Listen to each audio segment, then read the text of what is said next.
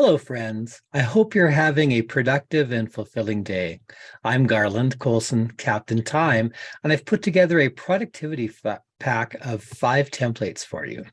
And this is all created in Notion, so I'll be sending you the link so that you can easily make a copy of this for yourself to use it. So I've got two relating to tasks. One is a task analysis checklist. One is a delegation checklist. One to help you create focus, our focus checklist. One to help you in meetings, a meeting checklist. And then I've got our inbox zero checklist, which helps you handle your email inbox a little bit better. So let's have a look at the task analysis checklist here.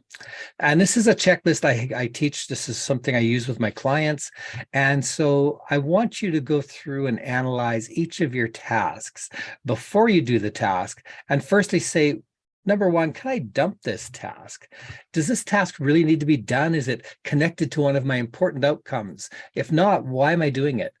Sometimes we have old legacy tasks hanging around that make these tasks no longer relevant. So you want to dump as many tasks as you can that are not connected to your major goals, your major outcomes. Secondly, can I automate it? If you can't dump the task, can you automate it? Look for automations in your software, macro systems, text expanders, Zapier, or other systems. If you're not sure if something can be automated, reach out, contact me, or talk to your IT department or a programmer. There's usually a way to automate many things that you wouldn't think you could. Thirdly, if you can't dump or automate it, do you have to be the one doing it, or could you delegate it? So in many cases, if you're doing a lot of copy and paste work, detail work, research, these are the kinds of things that could be done by a coworker, subordinate, or a virtual assistant. You can outsource a lot of work to other freelancers like graphic designers, programmers, web designers, writers, and more. And this frees you up for the high-value tasks only you can do. Next is, if you can't dump, automate, or delegate it, can you defer it? Like, is this the most important task to work on right now? If it's not the most important task today, schedule it in your task management system or your calendar and work on it later. So then the next step is, after you've dumped, automated, delegated, or deferred everything, then you work on your tasks, but do them only in priority sequence. So make sure you're always working on your highest priority task. Next template is the delegation checklist, and this is a checklist you can use to help you delegate more effectively. So before you delegate, make sure you have a good task management system in place. It gives you a way to follow up on tasks you delegate to ensure completion. Make sure your task management system can monitor what's going on, so you've got kind of an at-a-glance reporting, so you can always tell what's going on. When you're delegating, again, look, is this a critical task that needs to be done, or could it be dumped? So you go through the same thing, dump, automate before you delegate. Could it be automated instead of delegating? And then another thing to look at is, does the delegatee, the person you're delegating to, have sufficient authority to complete the task? Do they have time to complete the task? Do they have the skills or capability? And do they have access to the tools they need to complete the task? Have I clearly set out the outcome I want for the task? Have I given a clear description? Have I established clear boundaries to the work, such as the budget or time to spend? You don't want someone to spend 40 hours on a task you wanted them to do maybe 5 hours on. Have you given them a due date, a reasonable due date, a reasonable priority level? Have you set up how they report this to you? Have you provided links to your library, your training library, your process library? And have you told them where to get help if needed, if they're struggling with it? Next task is the inbox zero system, which has you set up folders within your email system. They could be called labels if you're using Gmail. For now, the important emails need to be done first. Next, emails that are done after the now emails are done. Pending, emails you need to wait for more information on. Reading, to hold newsletters and other emails that are for information, not action. And archive, in order to archive the ones you've already dealt with. And consider setting up a dedicated support ticket system instead of having support queries come to email.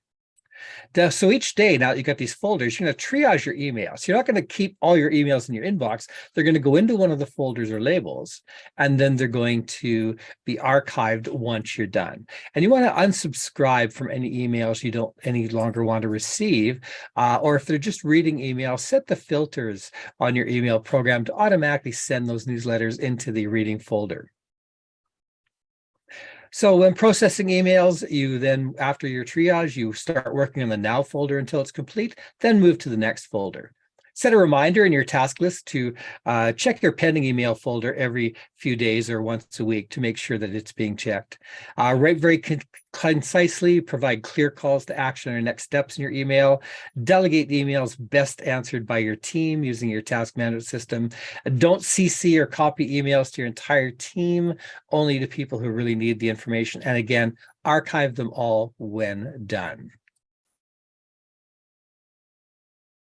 Another task list is, how do you create focus in your day? And deep focus is how we get true difficult work done. So start by setting aside weekly blocks of time as deep focus sessions. And I got a time blocking video here that will help you with this. Choose a key project you want to work on during your deep focus session. Make sure your workspace is clear of paper and other distractions. If your normal workspace is prone to interruptions, then you might want to consider going to a library or coffee shop for your focus session. So, preparing for your deep focus session, tell your coworkers you're unavailable, turn off your smartphone, forward your business phone to voicemail, close all the computer programs, apps, and browser tabs you don't need for the project. Take 5 minutes to stretch and clear out your mind of your previous project before this focus section so you can start fresh. Set a timer to track your focus time, and I got a video here on using that. During your session, work only on the project designated for this focus section. If it's your first time working on a project, you can use the first focus session for planning if you want. If you're interrupted, pause the timer, deal with the interruption, emphasize you're not to be disturbed, then unpause the timer and get back to the project. If something comes into your mind about another project while you're working on this one, again, pause the timer, jot down the note about the other project, and then go back and restart. If you get antsy, pause the timer, take a 5-minute break after the first 30 minutes and stretch and move around to get comfortable. And you'll be amazed at how much you can accomplish with 1 hour or even 30 minutes of uninterrupted work and deep focus. And lastly, we have our meeting checklist. So this is for running effective meetings. Before the meetings, have the note taker create a task list from the meeting and add it to your task management system. Agenda, have a written agenda created and circulated before the meeting. Reports, make sure reports are circulated before the meeting so you're not doing verbal reports during it. Start on time. Show people you respect their time by starting on time. Get people involved. Don't let a couple of people dominate the meeting. Keep everybody on track. Make sure they're sticking to the agenda. Come out with an action plan from all this. Never ask, is there anything else? Any new items would go to future agendas and meetings. End on time, and then circulate the action plan and notes later on, and ensure that the supervisors are following up with tasks from the meeting within your task management system. So that's the 5 checklists of our productivity pack. If you like these, please, there's a link down below here to give feedback. And of course, if you want to reach out for more help from Captain Time or connect with me, I've got links here. Thanks so much for listening. Please leave a note in the comments below if you found this useful. Please hit the like and subscribe button. And you can support independent content creation by clicking on the Buy Me a Coffee link below. As always, reach out at captaintime.com or leave a comment down below.